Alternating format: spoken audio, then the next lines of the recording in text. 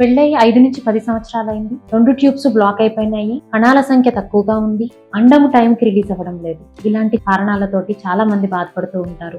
ఇలాంటి వాళ్ళందరికీ మనం చేసే లాస్ట్ ట్రీట్మెంట్ ఏంటి అంటే ఐవీఎఫ్. అంటే వీళ్ళందరూ చాలా సంవత్సరాల నుంచి మందులు వాడి చిన్న పద్ధతుల్లో ప్రయత్నం చేసి ఐయుఐ ప్రయత్నం చేసిన తర్వాత కూడా ప్రెగ్నెన్సీ రాకపోతే ఐవీఎఫ్ పద్ధతి ద్వారా వీళ్ళకి ప్రెగ్నెన్సీ వచ్చే అవకాశం పెరుగుతుంది. కానీ ఒకసారి ఐవీఎఫ్ అనగానే ఆ దంపతుల మధ్యలో ఒక రకమైన భయం.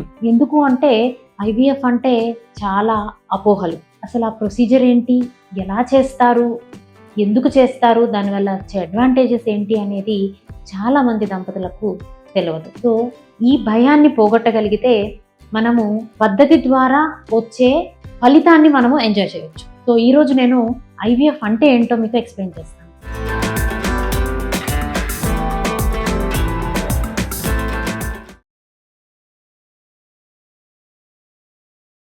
సో ఐవీఎఫ్ అంటే మనకి 2 రకాలుగా విభజిస్తామండి. ఒకటి ఓవేరియన్ స్టిమ్యులేషన్, రెండోది ఎంబ్రియో ట్రాన్స్ఫర్. ఓవేరియన్ స్టిమ్యులేషన్ అంటే మొదటి భాగం. ఈ భాగంలో ఏం చేస్తామంటే పీరియడ్ వచ్చిన మొదటి రోజు నుంచి డైలీ మీకు ఇంజెక్షన్స్ ఉంటాయి. అమ్మో ఇంజెక్షన్సా, భయము, నొప్పి అని భయపడే వాళ్ళు చాలా మంది ఉన్నారు. సో ఇక్కడ మీకు ఇచ్చే ఇంజెక్షన్స్ చాలా ఫైన్ గా ఉంటాయి. ఇన్సులిన్ ఇంజెక్షన్స్ అంటారు చూసారా, ఇన్సులిన్ ఇంజెక్షన్స్ ఇంట్లో మనం ఎవరికి వాళ్ళు పొట్టకు వేసుకుంటాం. అలానే ఈ ఇంజెక్షన్స్ కూడా డైలీ మీరు హాస్పిటల్కి వచ్చి పొట్టకి ఇంజెక్షన్ చేస్తారు. దానివల్ల పెయిన్ ఏముండదు. మరి ఇన్ని ఇంజెక్షన్స్ వేసుకుంటే ఆరోగ్యం ఏమైపోతుందో మా భార్యది అని చాలా మంది అడిగే క్వశ్చన్స్. సో ఇక్కడ మనం ఇచ్చే ఇంజెక్షన్స్ ఏంటి అంటే మన శరీరంలో అంటే యూజువల్గా పీరియడ్స్ ఆగిపోయిన తర్వాత మెనోపాజ్ అంటారు, అలాంటి వాళ్ళ నుంచి యూరిన్లోంచి మనకి హార్మోన్స్ దొరుకుతాయి. ఇలాంటి వాటిని ప్యూరిఫై చేసి ఈ ఐవీఎఫ్ పద్ధతిలో మనము ఈ ఇంజెక్షన్స్ని యూస్ చేస్తాం. అంటే మన శరీరంలో ప్రొడ్యూస్ చేసే హార్మోన్స్నే మనము కొంచెం మోతాదు పెంచి ఇస్తాం. సో మరి అంత మోతాదులో ఇంజెక్షన్లు ఇచ్చి అన్ని రోజులు ఇంజెక్షన్స్ ఇస్తే సైడ్ ఎఫెక్ట్స్ రావా.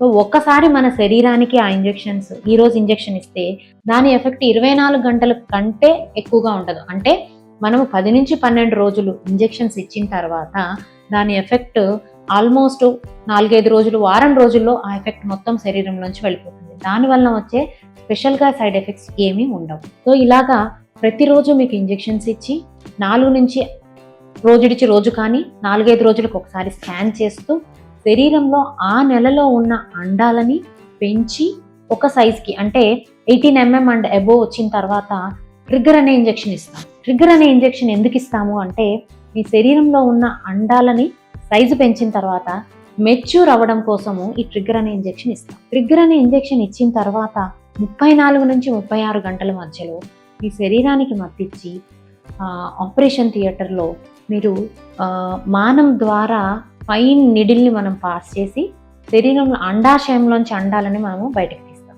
తీసిన రోజు అసలు మీ శరీరంలో ఆ పాలికిల్స్లో అసలు అండాలు ఉన్నాయా, ఉంటే ఎలాంటి క్వాలిటీ అండాలు ఉన్నాయి, అదే రోజు మీ హస్బెండ్ దగ్గర నుంచి కూడా శాంపుల్ తీసుకొని ఒక్కొక్క అండంలోకి ఒక్కొక్క వీర్యకణాన్ని మనం పంపిస్తాం. పంపించిన తర్వాత ఆ అండము వీర్యకణము కలిసి ఫర్టిలైజ్ అయ్యి పిండం ఏర్పడాలి. ఏర్పడిన పిండము అదే టెస్ట్ ట్యూబ్లో మనం 5 రోజులు ల్యాబ్లో పెంచుతాం. సో ఈ 5 రోజుల్లో మనకి బేబీ తయారవుతుందా, తయారైతే ఎలాంటి గ్రేడ్ బేబీ తయారవుతుంది అనేది మనకు ఒక కన్ఫర్మేషన్ వచ్చిన తర్వాత ఆ బేబీస్ని మనము ఫ్రీజ్ చేసి -196 degrees సెంటీగ్రేడ్ దగ్గర దాచిపెట్టేస్తాం. ఇప్పుడు మనం ఏం చేయాలి అంటే పీరియడ్స్ ఈ 10-12 రోజులు ఇంజెక్షన్స్ ఇచ్చాము, పికప్ చేసాము, అంటే శరీరంలోంచి అండాలని బయటకు తీసాము, బేబీ వచ్చింది, బేబీని తయారు చేసాము, ఫ్రీజ్ చేసి పెట్టాం. సో ఈ హార్మోన్స్ అన్నీ కిందకు వచ్చి మనం బయట నుంచి హార్మోన్స్ ఇవ్వడం వల్ల హార్మోన్ లెవెల్స్ మీ బాడీలో పెరిగాయి. వాటన్నిటిని మళ్ళీ మనము 0 లెవెల్కి తీసుకొచ్చి పీరియడ్ వచ్చేటట్లు చేస్తాం. పీరియడ్ వచ్చిన తర్వాత మళ్ళీ ఏం చేస్తాము అంటే ఒక నెల రోజులు గ్యాప్ ఇస్తామండి. సో ఈ నెల రోజుల్లో ఏమవుతుంది అంటే ఈ హార్మోన్ ఎఫెక్ట్స్ అంతా తగ్గిపోయి మీ శరీరం అంతా నార్మల్ అయ్యి గర్భసంచి నార్మల్గా వచ్చి మళ్ళీ మీరు ఆ నెక్స్ట్ మంత్ పీరియడ్ వచ్చిన మొదటి రోజు నుంచి మెడిసిన్స్ ద్వారా గర్భసంచి లేయర్ ఒక్కటే తయారు చేసి మనం దాచిపెట్టుకున్న బేబీస్ని మనము 1 లేదా 2 బేబీస్ని గర్భసంచిలో కూర్చోబెడతాం.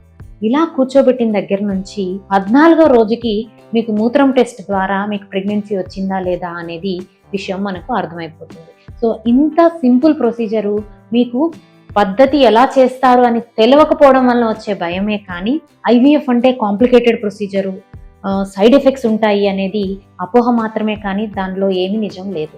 సో ఫస్ట్ ప్రొసీజర్ ఎలా ఉంది, ప్లస్ ఇంకొక విషయం ఏంటి అంటే ఐవీఎఫ్ చేసుకుంటే బెడ్ రెస్ట్ తీసుకోవాలి, నాకు చేయడానికి ఎవరు లేరు, ఇలాంటివన్నీ అపోహలేనండి.